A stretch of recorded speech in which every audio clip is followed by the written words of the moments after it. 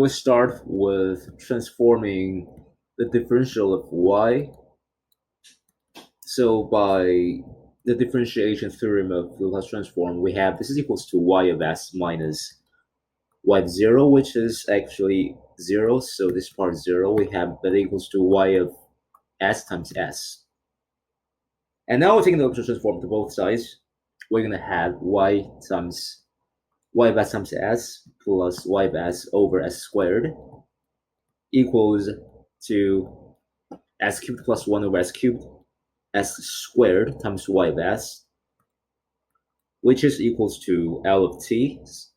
So that's 1 over s. From here, we can solve y of s equals to 1 over s cubed plus 1. And the last